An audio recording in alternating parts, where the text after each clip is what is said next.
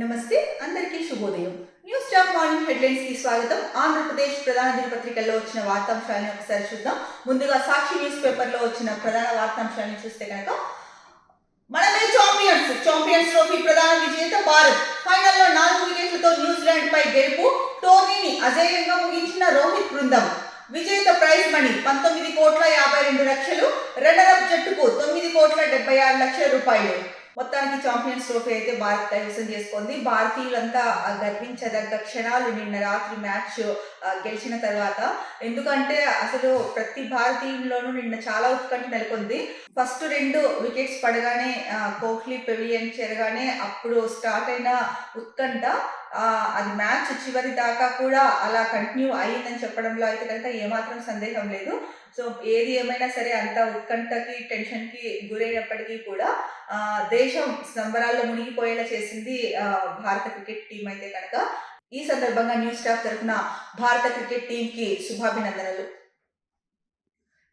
మరో ముఖ్యమైన వార్త, పాడి రైతుకు దగా. ప్రైవేట్ డైరీలు చెప్పిందే ధర, ఇష్టం వచ్చినన్నే కొనుగోళ్లు. కొవ్వు ఎస్ఎన్ఎఫ్ శాతం సాకుతో అడ్డగోలుగా కోత. లీటర్కు సగటున 10 రూపాయల నుంచి 25 రూపాయల వరకు నష్టపోతున్న రైతులు. కూటమి సర్కార్ వచ్చిన తర్వాత 90% పైగా మూతపడిన అమూల్ పాల కేంద్రాలు. గతేడాది ఇదే నెలలో లీటర్ గేదె పాలు 89 రూపాయల నుంచి 112 రూపాయల మధ్య ఉండేది. ఆవు పాలు 44 రూపాయల నుంచి 54 రూపాయల మధ్య ఉండేది. ప్రస్తుతం గేదె పాలు 40 నుంచి 50 రూపాయల మధ్య, ఆవు పాలు 25 నుంచి 30 రూపాయల మధ్య. సీమ జిల్లాల్లో ఆవు పాల ధరకే గేదె పాలు సేకరిస్తున్న డైరీలు. భారీగా పెరిగిన దాణా ఖర్చులు, దొరకని పశుగ్రాసం. ధర గిట్టుబాటు కాక నిర్వహణ భారం తట్టుకోలేక పశువులను అమ్మేసుకుంటున్న రైతులు. ప్రైవేట్ డైరీలకు వత్తాసు పలుకుతున్న కూటమి ప్రభుత్వం. సో పాడి రైతులని అయితే కనుక కూటమి ప్రభుత్వం దగా చేస్తోందని చెప్పేసి ప్రధానంగా వార్త ఇచ్చారు సాక్షిలో. ప్రైవేట్ డైరీలు చెప్పిందే ధర, వాళ్ళు అంటే వాళ్ళకి ఇష్టం వచ్చినట్టు, అంటే వాళ్ళు ఆడిందే ఆట పాడిందే పాట అంటారు కదా, ఆ చందంగా ఇష్టం వచ్చినట్టే కొనుగోలు చేస్తున్నారు పాలు కూడా. ఏదన్నా అంటే కనుక దాంట్లో కొవ్వు ఎస్ఎన్ఎఫ్ శాతం సాకుతో అడ్డగోలుగా కోతలు అయితే కనుక పెడుతున్నారని చెప్పేసి ప్రధానంగా ఇచ్చారు. ఇక లీటర్కి సగటున 10 రూపాయల నుంచి 25 రూపాయలు నష్టపోతున్నారు రైతులు అని చెప్పేసి చెప్తున్నారు. అంటే కూటమి ప్రభుత్వం వచ్చిన తర్వాత దాదాపు 90% పైగా అమూల్ పాల కేంద్రాలు అయితే కనుక మూతపడ్డాయి అని చెప్తున్నారు. ఇక గతేడాది ఇదే నెలలో చూసుకుంటే కనుక లీటరు గేదె పాలు 89 రూపాయల నుంచి 112 రూపాయలు, ఆవు పాలు 44 రూపాయల నుంచి 54 రూపాయలు ఉండేది. ఇప్పుడు ప్రస్తుతం చూసుకుంటే కనుక గేదె పాలు 40 రూపాయల నుంచి 50 రూపాయలకి పరిమితమైంది. ఇక ఆవు పాలు అయితే కనుక 25 రూపాయల నుంచి 30 రూపాయలే కలుగుతున్నాయి అని చెప్పేసి ధర పలుకుతోందని చెప్పి ఇచ్చారు. ముఖ్యంగా సీమ ప్రాంతాల్లో అయితే కనుక గేదె పాల రేట్, అంటే ఆవు పాల రేట్ ఎంత ఉందో గేదె పాలకు కూడా అదే రేటు ఇస్తున్నారు అని చెప్పేసి, సేకరిస్తున్నారు అని చెప్పేసి వార్త ఇచ్చారు. ఈ నేపథ్యంలో ఏంటంటే కనుక దానా ఖర్చులేమో పెరిగిపోయినాయి, ఖర్చు పెరుగుతోంది, గిట్టుబాటు ధర రావట్లేదు. మరి ఏం చేస్తారు? నష్టాన్ని అయితే తెచ్చుకోలేదు కదా. ఏదో అంటే పంటలు సరిగా పండక, సకాలంలో చేతికి అందక, ఒకవైపు ఆ ప్రాబ్లమ్స్ ఉన్నాయి.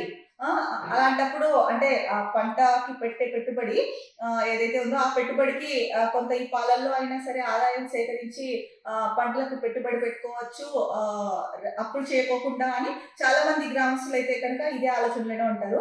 ముఖ్యంగా ఎందుకంటే ఇది గ్రామీణ ప్రాంతంలో ఉండే వాళ్ళకి బాగా తెలుసు. యువతకి అవ్వచ్చు, లేకపోతే విద్యార్థులు అవ్వచ్చు, ఎవరైనా అవ్వచ్చు, వాళ్ళకి బాగా తెలిసే విషయం. అయితే అటువంటి అంటే పాలకి కూడా సరైన ధర లేక దానా ఖర్చులు పెరిగిపోయి దాన్ని కూడా భరించలేక గేదెల్ని అమ్మేసుకుంటున్నారు అని చెప్పేసి ముఖ్యంగా ఇచ్చారు. ఇక ప్రైవేట్ డైరీలకే కూటమి ప్రభుత్వం వత్తాసు పలుకుతుంది అంటున్నారు. మరి ఏ రకంగా చూసుకున్నా కూడా నష్టపోతున్నది అయితే రైతులే. అటు మిర్చికి మద్దతు ధర ఇవ్వక అప్పుడు నష్టపోయింది రైతులే, నష్టపోతున్నది రైతులే. ఇప్పుడు పాలు కొనుగోలులో కూడా అంటే పాడి రైతుల్ని దగా చేస్తోంది అని చెప్పేసి సాక్షులు ఏదైతే కథనం ఇచ్చారో దీంట్లో వీళ్ళు ఇచ్చిన వార్త ప్రకారం చూసుకుంటే ఇటు చూసినా కూడా రైతే నష్టపోతున్నాడు, పాడి రైతు.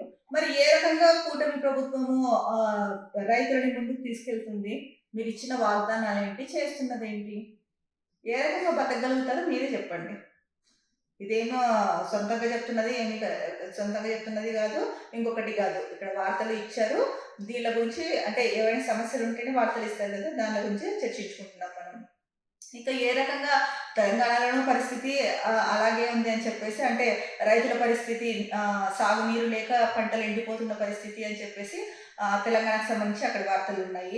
ఇక్కడ చూసుకుంటే ఇక్కడ గిట్టుబాటు ధరలు లేక ఒకటి, ఇక పాడి రైతుకైతే దాణా ఖర్చులు కూడా పెరిగిపోయి పాల రేటు లీటర్ రేటు తగ్గించేసి సగటున ఒక లీటర్‌కి రూ. 10 నుంచి రూ. 25 వరకు నష్టం వస్తోందని చెప్పేసి ఇచ్చారు. ఇంక ఏ రకంగా బతుకుతారు రైతులు? దేశానికి రైతే వెన్నెముక, రైతే రాజు చెప్పుకోవడానికి చాలా చెప్తున్నారు. కానీ ఇంప్లిమెంటేషన్ అనేది ఏ దాంట్లో చూసినా సరే మనం చాలా వరకు చూసుకుంటే గనక రైతులకే చాలా వరకు లీస్ట్ స్థానంలో ఉన్నట్టు చూపిస్తారు రైతుల్ని. ఎందుకో అర్థం కాదు. రైతు లేకపోతే మనం ఉన్నామా? మనమందరం ఎవరమైనా సరే. రైతు లేకపోతే ఏ ఒక్కరు ఉండరు భూమి మీద. మరి అలాంటి రైతుల్ని ఎందుకు నిర్లక్ష్యం చేస్తున్నారు? దీనిపైన అంటే సీఎం గారి దృష్టికి వెళ్ళకపోయి ఉండొచ్చు ఈ విషయాలు. సంబంధిత శాఖలు, ఉన్నతాధికారులు వీళ్ళైతే ఉంటారు కదా, ఎమ్మెల్యేలు, ఎంపీలు. ఇప్పుడు ఎమ్మెల్యేలు, ఎంపీలు మిమ్మల్ని ఎందుకు గెలిపిస్తారండి ప్రజలు? మీరు ఆ నియోజకవర్గంలో ఉన్న సమస్యలు ఏమున్నాయో అది తీర్చడం కోసమే కదా. మరి మీరందరూ ఏం చేస్తున్నారు? ఇప్పుడు సీఎం గారు బిజీ, అంటే రాష్ట్రానికి పెట్టుబడులు తీసుకురావడంలో వచ్చి ఇంకొక దాంట్లో బిజీగా ఉంటారు. అన్ని సీఎంని దగ్గర నుండి చూసుకోవాలంటే చూసుకోలేరు కదా. మరి మీరందరూ ఏం చేస్తున్నారు ఇవన్నీ పట్టించుకోకుండా? ఇవన్నీ చూసుకోవాల్సిన బాధ్యత ఉంది కదా.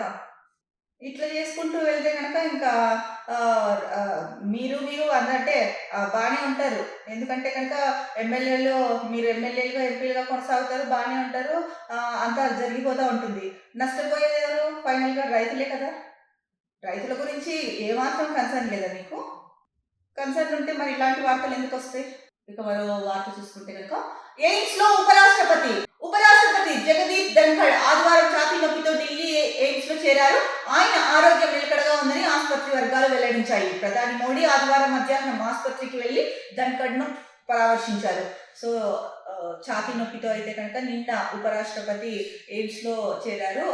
జగదీష్ ధన్‌ఖడ్ గారు. అయితే ఆసుపత్రి వర్గాలు అయితే కనుక ఆయన ఆరోగ్యం నిలకడగానే ఉంది, ఉపరాష్ట్రపతి గారి ఆరోగ్యం నిలకడగానే ఉందని చెప్పడం జరిగింది. నిన్న మోడీ గారు కూడా వెళ్ళి పరామర్శించి వచ్చారని చెప్పేసి ముఖ్యంగా ఇచ్చారు. ఇక మరో వార్త చూస్తే, నువ్వు డాక్టర్వా గేదెలు కాస్తున్నావా? కాకినాడ జిల్లా ప్రతిపాడు నియోజకవర్గ జనసేన ఇన్ఛార్జ్ ఓ మహిళా డాక్టర్పై విరుచుకుపడి ప్రభుత్వ ఆసుపత్రిలో నానా రాద్ధాంతం సృష్టించారు. తమ్మయ్య బాబు అంటే తెలీదా? జీతాలు తీసుకోవడం లేదా? నువ్వు డాక్టర్వా గేదెలు కాస్తున్నావా అంటూ నోటికొచ్చినట్లు అరుస్తూ బెదిరించారు. సో నిన్న అంటే కాకినాడ జిల్లా ప్రతిపాడు నియోజకవర్గ జనసేన ఇన్ఛార్జ్ అయితే కనుక ఓ మహిళా డాక్టర్పై విరుచుకుపడ్డాడు అని చెప్పేసి ఇచ్చారు. అంటే ప్రభుత్వ ఆసుపత్రిలో నానా రాద్ధాంతం సృష్టించారు అని చెప్పేసి ఇచ్చారు. అంటే తమ్మయ్య బాబు అంటే తెలియదా నీకు? జీతాలు తీసుకోవడం లేదా? నువ్వు డాక్టర్వా గేదెలు కాస్తున్నావా అని నోటికి వచ్చినట్లు అరుస్తూ బెదిరించాడని చెప్పేసి ముఖ్యంగా ఫ్రంట్ పేజీలో ఇచ్చారు. తమ్మయ్య బాబు అంటే అందరికీ తెలియాలని ఏమన్నా రూల్ ఉందండి? మీరు చేసే పనుల్ని బట్టే ప్రజలు గుర్తుపెట్టుకుంటారు. తమ్మయ్య బాబు అంటే అందరికీ తెలియాలని ఏం లేదు. కొంతమంది పేర్లు చాలా మందికి తెలియదు. అంతెందుకు ఏ నియోజకవర్గంలో ఆ నియోజకవర్గ ఎంపీల పేర్లు కూడా చాలా మందికి తెలియదు ప్రజలకి. ఎందుకంటే వాళ్ళ పనుల్లో వాళ్ళు ఉంటారు. ఇక్కడ మీరు లేడీ డాక్టర్ మీద నోరేసుకొని పడిపోయి తమ్మయ్య బాబు అంటే తెలీదా, జీతాలు తీసుకోలేదా అంటే వాళ్ళు పని చేస్తున్నారు, జీతాలు తీసుకుంటున్నారు. ఏమన్నా మీరు ఫ్రీగా జీతాలు ఇస్తారా? ఇవ్వట్లేదు కదా. మీ పేరు అందరికీ తెలియాలని రూల్ ఏమన్నా ఉంటే చెప్పండి, పాస్ చేయండి రూల్ ఉంది అని. ఏం మాట్లాడుతున్నారో ఏమో. అంటే ఒక పార్టీ అధికారంలో ఉంటే లేదా మీకు ఏదైనా సపోర్ట్ ఉంటే ఏదైనా మాట్లాడేస్తారా? మీలాంటి వాళ్ళ వల్ల పార్టీలకు నష్టం. అసలైన వాళ్ళు కామ్గానే ఉంటారు ఇట్లాంటి విషయాల్లో. అంటే వాళ్ళకి తెలుసు ఎప్పుడెక్కడ ఎలా మాట్లాడాలి అన్న సభ్యత అన్నీ ఉంటాయి. మీలాంటి వాళ్ళ వల్ల పార్టీల పరువు దిగజారిపోతుంది. మరి ఇలాంటి వాళ్ళని కంట్రోల్లో పెట్టాల్సిన బాధ్యత పార్టీ అధిష్టానంది. ఇప్పటికైనా పార్టీ అధిష్టానం ఇలాంటి వాటిపైన చర్యలు తీసుకోవాల్సిన అవసరం ఉంది. ఇక మరో ముఖ్యమైన వార్త చూసుకుంటే కనుక, ఈ ఏడాది H1B వీసాలు కష్టమే, 85,000 మందికి మించి ఇవ్వకూడదని అమెరికా నిర్ణయం. మార్చి 7న ప్రారంభమైన వీసాల జారీ ప్రక్రియ 24వ తేదీతో ముగింపు. 4,23,028 మందిలో 20% మందికే దక్కనున్న వీసాలు. అమెరికా వీసాల్లో అత్యధిక డిమాండ్ ఉన్న H1B వీసాలు ఈ ఏడాది పొందడం చాలా కష్టంగా తయారైంది. అధిక నైపుణ్యంతో దీర్ఘకాలం పనిచేయడానికి ఉపయోగపడే H1B వీసాలు పొందడంలో మల్టీనేషనల్ కంపెనీలు తీవ్ర ఇబ్బందులను ఎదుర్కొంటున్నాయి. ట్రంప్ అధికారం చేపట్టిన తర్వాత H1B వీసాల జారీపై కఠిన ఆంక్షలు విధించింది. సో ఏదైతే ట్రంప్ అధికారం చేపట్టిన తర్వాత H1B వీసాల మీద కొన్ని కఠిన నిర్ణయాలు జారీ చేశారో, కఠిన ఆంక్షలు పెట్టారో, దానివల్ల అయితే కనుక చాలా మంది నష్టపోయే అవకాశం అయితే కనుక కనిపిస్తుంది. ఎందుకంటే H1B వీసాలు పొందడం చాలా కష్టంగా తయారైంది. ఎందుకంటే ఏం చెప్తున్నారు ఆయన, 85,000 మందికి మించి ఇవ్వకూడదు అని చెప్తున్నాడు.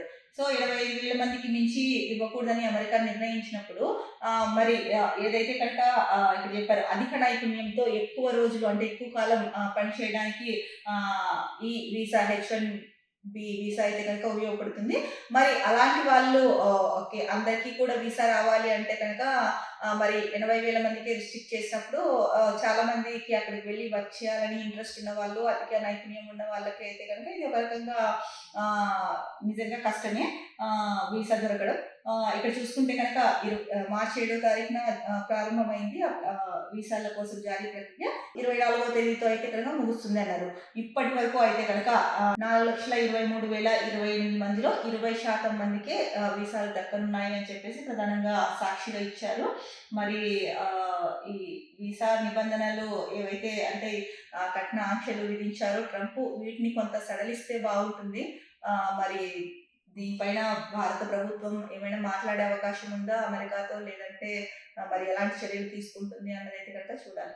మరో ముఖ్యమైన వార్తాపత్రిక ఆంధ్రజ్యోతి చూస్తే కనుక ముఖ్యాంశాలు: కప్పం కట్టాల్సిందే, పనుల్లో వాటా కావాలి, కాదంటే ఒక్క లారీని రాణించేది లేదు. రామాయపట్నం నిర్మాణ సంస్థకు ఎమ్మెల్యే ఇంటూరి హుకుం. సంస్థ ససేమిరా అనడంతో విశ్వరూపం. పోర్టు పనుల కోసం కంకర ఇసుక తీసుకెళ్తున్న లారీల అడ్డగింత, తప్పుడు కేసులు పెట్టించి వేధింపులు, ట్రిప్పునకు 1000 ఇవ్వాలి డిమాండ్. సీఎంఓకు చేరిన ఎమ్మెల్యే వ్యవహారం, ఆదేశాలు ఇచ్చాక ఆగని ఎమ్మెల్యే దందా. సో రామాయపట్నం నిర్మాణ సంస్థకి ఎమ్మెల్యే ఇంటూరి అయితే కనుక హుకుం జారీ చేస్తున్నాడంట. ముఖ్యంగా పనుల్లో వాటా కావాలి, లేదంటే కనుక ఒక్క లారీని రానిచ్చేది లేదు అని చెప్పేసి ముఖ్యంగా వాళ్ళని హెచ్చరిస్తున్నాడు ఈయన ఇంటూరి ఎవరైతే ఉన్నారో ఆయన. ముఖ్యంగా పోర్టు పనుల కోసం ఇసుక, కంకర ఇలా తీసుకెళ్తుంటాయి కదా లారీలు, ఆ లారీలని అడ్డగించేసి వాళ్ళపైన తప్పుడు కేసులు పెట్టి వేధింపులకి గురి చేస్తున్నాడని చెప్పేసి ముఖ్యంగా చెప్తున్నారు. ప్రతి ట్రిప్పుకి కూడా అంటే ఒక్కొక్క ట్రిప్పుకి 1000 రూపాయలు ఇవ్వాల్సిందే అని చెప్పేసి డిమాండ్ చేస్తున్నారంట.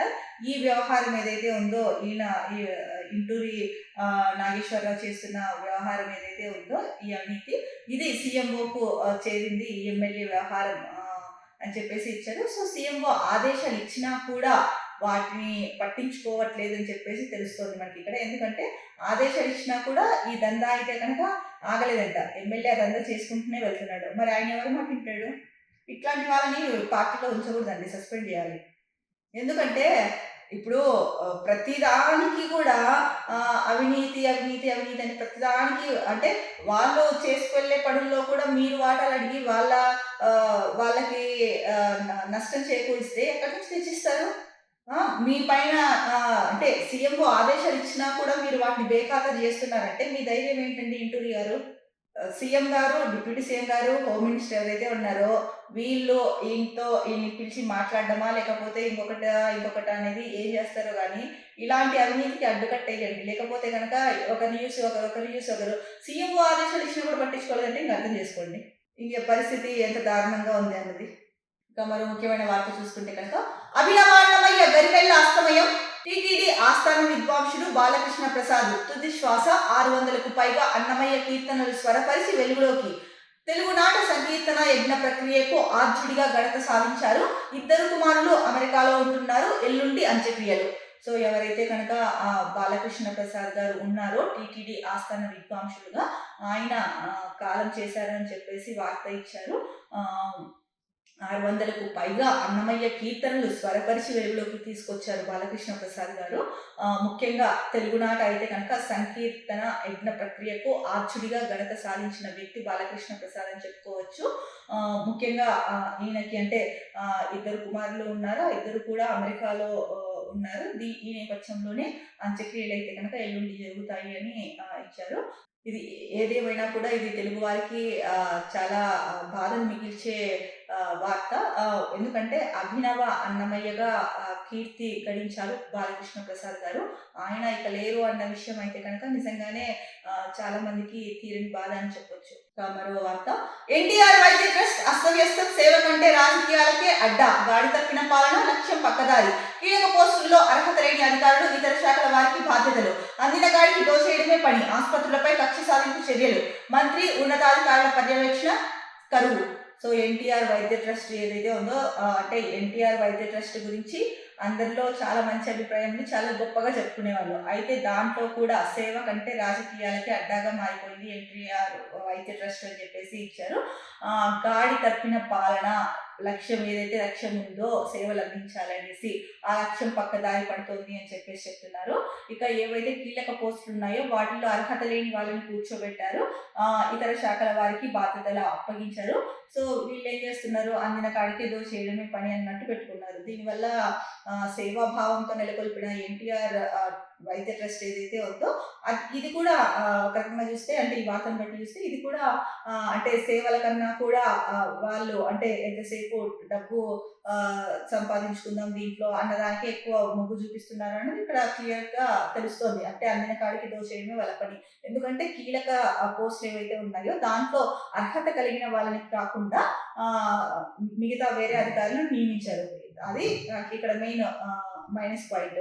దీనివల్ల ఏదైతే గొప్పగా అంటే ఒక మంచి పేరుతో ముందుకెళ్తుందో ఎన్టీఆర్ వైద్య ట్రస్ట్, దానిపైన నమ్మకం సన్నగిల్లే అవకాశాలు అయితే కనుక మొదలవుతున్నాయని చెప్పొచ్చు ఈ వార్తను బట్టి చూస్తే. అందులో కూడా అవినీతికి పాల్పడుతున్నారు అంటే ఇంకా ఒక సేవా సంస్థలో కూడా అవినీతికి పాల్పడుతున్నారు అంటే ఏం చేయాలి? దీనిపైన అంటే ఈ ఎన్టీఆర్ వైద్య ట్రస్ట్ ఏదైతే ఉందో ఈ ట్రస్ట్ మీద చాలా మంది ప్రజలకు అపారమైన నమ్మకం. ఎందుకంటే సేవలు మరి అలా అందిస్తుంది, అందుకని అంత అపారమైన నమ్మకం. ఈ ట్రస్ట్ కి సంబంధించి అయితే కనుక వెంటనే చర్యలు తీసుకోవాల్సిన అవసరం ఉంది, కనీసం ఈ వార్తలు చూసిన తర్వాత అయినా. లేకపోతే ఏదైతే ఇప్పటి వరకు ఒక మంచి పేరుతో ఒక మంచి నమ్మకంతో ప్రజల మన్ననలు అందుకొని ముందుకు వెళ్తుందో దీనిపైన నమ్మకం సన్నగిల్లిపోయి అసలు ఏ ధ్యేయంతో అయితే కనుక ఈ ట్రస్ట్ ని పెట్టారో ఆ ధ్యేయం పూర్తిగా పక్కదో పట్టే అవకాశాలు అయితే ఉన్నాయి. ఇక మరో వార్త, ఆసుపత్రి సాగు ఉత్తిదే, చెన్నై అపోలోకు వెళ్లని బోరుగడ్డ, కూతుళ్లతో వెళ్లిన తల్లి పద్మావతి. ఆరా తీసిన అనంతపురం పోలీసులు సీసీటీవీ ఫుటేజీ ఆధారంగా గుర్తింపు, నేడో రేపో హైకోర్టులో కౌంటర్. తల్లికి చికిత్స చేయించాలంటూ హైకోర్టులో బెయిల్ తెచ్చుకున్న అనిల్. సో అనిల్ బోర్గడ్డ అయితే కనుక తన తల్లికి చికిత్స చేయించాలి అని చెప్పేసి బెయిల్ తెప్పించుకున్నారు అని చెప్పేసి మనకి ఇదివరకు కూడా వార్తలు వచ్చాయి. అయితే ఆయన ఏదైతే వాళ్ళ తల్లికి ఆరోగ్యం బాగాలేదని చెప్పారో, అంటే నిజంగానే ఆవిడకి ఫస్ట్ ఆరోగ్యం బాగాలేదంట, తిన్న తర్వాత మళ్ళీ ఆమెను చెన్నై అపోలో ఆసుపత్రికి తీసుకెళ్ళాలి అని చెప్పేసి బెయిల్ పొడిగించమని మళ్ళీ అడిగారు. అదైతే కనుక అంటే అది కొంత అవాస్తవము. ఆయన బెయిల్ కోసమే ఇలాంటి నాటకం ఆడి ఫేక్ సర్టిఫికేట్స్ క్రియేట్ చేశారు అని చెప్పేసి ముఖ్యంగా వార్తలు వచ్చిందని కూడా మనం చూసుకున్నాం. ఈ నేపథ్యంలో దానికి సంబంధించి వార్త ఇచ్చారు, కంటిన్యూషన్ వార్త. అంటే చెన్నై అపోలోకు వెళ్ళని బోరుగడ్డ వీళ్ళ మదర్ ఎవరైతే ఉన్నారో ఆవిడ అంటే తన కూతుళ్లతో వెళ్ళారు అని చెప్పేసి ఇచ్చారు ఇక్కడ. కూతుళ్లతో వెళ్ళిన తల్లి పద్మావతి అని చెప్పేసి. దీనిపైన అనంతపురం పోలీసులు ఆరా తీస్తే ఈ విషయాలు అయితే కనుక వెలుగులోకి వచ్చాయి. ముఖ్యంగా సీసీటీవీ ఫుటేజ్ ఆధారంగా గుర్తించడం జరిగింది అని చెప్పి చెప్పారు. ఇక ఈ రోజు కానీ రేపు కానీ హైకోర్టులో అయితే కనుక దీనిపైన కౌంటర్ వేసే అవకాశం ఉంది. తల్లికి చికిత్స చేయించాలంటూ బెయిల్ తెప్పించుకున్న బోరుగడ్డ అనిల్ అని చెప్పేసి. సో మరి దీనికి అంటే ఈ రోజు రేపు హైకోర్టులో కౌంటర్ వేస్తారు అని చెప్పేసి ఇచ్చారు. మరి హైకోర్టు దీనిపైన ఎలాంటి నిర్ణయం తీసుకుంటుందో చూడాలి. ఎందుకంటే ఒక రకంగా ఇది హైకోర్టుని కూడా తప్పుదారి పట్టించడం అయింది బోరుగడ్డ చేసిన పని అయితే కనుక. ఎందుకంటే తల్లికి చికిత్స చేయించాలి చెన్నై అపోలో ఆసుపత్రిలో అని చెప్పేసి బెయిల్ తీసుకొని చెన్నైకి వెళ్ళకోకుండా ఇలాంటి ఇవన్నీ చేస్తున్నాడు అంటే కనుక మరి హైకోర్టుని తప్పుదో పట్టించడమే కదా. మరి దీనిపైన హైకోర్టు ధర్మాసనం రేపు ఈ రోజు రేపైతే రేపు అంటే హైకోర్టులో కౌంటర్ దాఖలు చేసిన తర్వాత మరి ఎలా అంటే ఈ కేసుని ఎలా చూస్తుందో చూడాలి. ఇక మన ముఖ్యమైన వార్తాపత్రిక ఈనాడులో చూసుకుంటే కనుక బలహీన వర్గాలకు పెద్దపీట, తెదేపా ఎమ్మెల్సీ అభ్యర్థులుగా బీటీ నాయుడు, బీద రవీంద్ర, కావలి గ్రీష్మ, ఇద్దరు బీసీలు, ఒక ఎస్సీలకు అవకాశం. మిత్రపక్షాలైన జనసేన, భాజపాలకు చెరొస్తారు. పదవీ విరమణ చేస్తున్న వారిలో బీటీ నాయుడుకి మళ్ళీ పదవి. ఓకే, ఆంధ్రప్రదేశ్లో కూడా అంటే ఎమ్మెల్సీ అభ్యర్థుల్ని ప్రకటించింది టీడీపీ. ముఖ్యంగా టీడీపీ ఎమ్మెల్సీలుగా అయితే కనుక ముగ్గురికి ఇచ్చింది. ఒకరు బీటీ నాయుడు, ఇంకొకరు బీద రవీంద్ర, ఇంకొకరు కావలి గ్రీష్మ అని చెప్పి. అంటే ఏదైతే కనుక బలహీన వర్గాలు ఉన్నారో వాళ్ళకి పెద్దపీట వేశాము అని చెప్తున్నారు. ముఖ్యంగా ఈ ముగ్గురులో ఇద్దరైతే కనుక బీసీలు, ఒకరు ఎస్సీ అని చెప్పేసి ఇచ్చారు. ఇక టీడీపీకి మిత్రపక్షాలైన జనసేనకి ఒక స్థానము, అలాగే బీజేపీకి ఒక స్థానం అయితే కనుక ఇచ్చారు. మరి ఇప్పుడు ఎవరైతే పదవీ విరమణ చేస్తున్నారో వారిలోనే బీటీ నాయుడుకి మళ్ళీ పదవి ఇస్తున్నారు అని చెప్పేసి ఇచ్చారు. ఎందుకంటే ఇప్పుడు తెదేపా ప్రకటించిన మూడు ఎమ్మెల్సీ స్థానాల్లో సో ఎవరైతే పదవి విరమణ చేస్తున్న బీటీ నాయుడు ఉన్నారో ఆయన ఆల్రెడీ అంటే ఈ ప్రకటించిన లిస్ట్ లో అయితే కనుక ముగ్గురు పేర్లలో ఆయన పేరు ఉంది. ఆయన ఆల్రెడీ పదవి విరమణ చేస్తున్నారు. ఆయనకి మళ్ళీ అవకాశం కూడా ఇచ్చారని చెప్పేసి ప్రధానంగా వార్త ఇచ్చారు.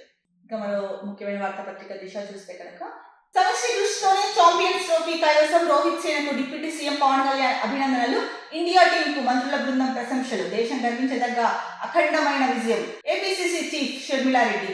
సో సమిష్టి కృషితోనే ఛాంపియన్స్ ట్రోఫీ కైవసం చేసుకున్నారు అని చెప్పేసి డిప్యూటీ సీఎం పవన్ కళ్యాణ్ అయితే కనుక టీమిండియాకు అభినందనలు తెలియజేశారు. ఇక అలాగే ఇండియా టీంకు మంత్రుల బృందం ఏదైతే ఉందో వాళ్ళందరూ కూడా అభినందనలు తెలియజేయడం జరిగింది. ముఖ్యంగా ఏంటంటే కనుక ఏదైనా సరే సమిష్టి కృషి చేస్తేనే అంటే సమిష్టి కృషితోనే అందరూ కలిసి ఉంటేనే విజయం అయితే సొంతం అవుతుంది అన్నది ముఖ్యంగా పవన్ కళ్యాణ్ గారు చెప్పదలుచుకున్నది. ఈ నేపథ్యంలోనే అంటే దేశం గర్వించదగ్గ అఖండమైన విజయం ఇది అని చెప్పేసి ఏపీసీసీ చీఫ్ షర్మిల కూడా తన అభినందనలు తెలిపారు. ఇక మరో ముఖ్యమైన వార్త, అన్ని రాష్ట్రాలకు బర్డ్ ఫ్లూ అలర్ట్. 9 రాష్ట్రాల్లో వెలుగులోకి నిఘా పెంచాలని కేంద్రం ఆదేశం. బర్డ్ ఫ్లూ అయితే ముందుగా ఆంధ్రప్రదేశ్ లో వచ్చినప్పుడు మనకి వార్తలు వచ్చాయి. 2 ఉమ్మడి గోదావరి జిల్లాల్లో అయితే కనుక బర్డ్ ఫ్లూ ఎక్కువైంది అని చెప్పేసి. ఆ తర్వాత అక్కడ తగ్గుముఖం పట్టింది. తెలంగాణలో కూడా బర్డ్ ఫ్లూ కేసు నమోదైంది అని చెప్పారు. ఇప్పుడు చూసుకుంటే కనుక అంటే అన్ని రాష్ట్రాలకు కేంద్రం అయితే కనుక బర్డ్ ఫ్లూ అలర్ట్ ఇచ్చింది. ముఖ్యంగా 9 రాష్ట్రాల్లో బర్డ్ ఫ్లూ ఉందని చెప్పేసి వెలుగులోకి వచ్చింది. ఈ నేపథ్యంలోనే కేంద్రం నిఘా పెంచాలని ఆదేశిస్తూ బర్డ్ ఫ్లూ అలర్ట్ జారీ చేసింది అన్ని రాష్ట్రాలకు. ఇక మరో వార్త చూసుకుంటే కనుక యువత పోరుతో ప్రభుత్వాన్ని నిలదీద్దాం. నిరుద్యోగులు యువతను కూటమి సర్కార్ మోసం. వైసీపీ రాష్ట్ర సమన్వయకర్త సజ్జల రామకృష్ణారెడ్డి. 12న వాడవాడల పార్టీ ఆవిర్భావ వేడుకలు. సో యువత పోరు అనే ఒక కార్యక్రమంతో అయితే కనుక ప్రజల్లోకి వెళ్ళాలి అని చెప్పేసి వైసీపీ నిర్ణయించుకుంది. ఈ నేపథ్యంలోనే యువత పోరుతో ప్రభుత్వాన్ని నిలదీద్దాం, ఎవరైతే నిరుద్యోగులు యువత ఉన్నారో వాళ్ళని కూటమి సర్కార్ మోసం చేసింది అని చెప్పేసి రాష్ట్ర వైసీపీ సమన్వయకర్త సజ్జల రామకృష్ణారెడ్డి అయితే కనుక పిలుపునిచ్చారు. 12వ తారీఖున వాడవాడల పార్టీ ఆవిర్భావ దినోత్సవ వేడుకలు ఉంటాయని చెప్పి కూడా చెప్తున్నారు. ఇక మరో వార్త, కృష్ణా నదిపై కేబుల్ బ్రిడ్జికి లైన్ క్లియర్. సోమశిల వద్ద ప్రతిపాదిత బ్రిడ్జికి కేంద్రం ఆమోదం. 800 మీటర్ల నిడివితో నిర్మాణం. అంచనా వ్యయం 1062 కోట్ల రూపాయలు. మరో 2 రోజుల్లో టెండర్లకు ఆహ్వానం. సో కృష్ణా నదిపై అయితే కనుక కేబుల్ బ్రిడ్జ్ కట్టడానికి కేంద్రం ఆమోదం తెలిపింది. లైన్ క్లియర్ అయింది అని చెప్పేసి వార్త ఇచ్చారు. ఇక మరో ముఖ్యమైన వార్త, స్టీల్ ప్లాంట్ డైరెక్టర్ గా doctor Saleem G Purushothaman. Operations director గా బాధ్యతల స్వీకరణ. So Visakha steel plant director గా అయితే కనుక డాక్టర్ సలీం జీ పురుషోత్తమన్ కొత్తగా బాధ్యతలు స్వీకరించారని చెప్పేసి మన ముఖ్యమైన వార్త ఇచ్చారు. ఇది ఆంధ్రప్రదేశ్ వార్తాపత్రికల్లో వచ్చిన ముఖ్యమైన వార్తాంశాలు. రేపటి న్యూస్ టాప్ మార్నింగ్ హెడ్లైన్స్ లో మళ్ళీ కలుద్దాం. అంతవరకు సెలవు, నమస్కారం. Be happy, stay strong, stay healthy.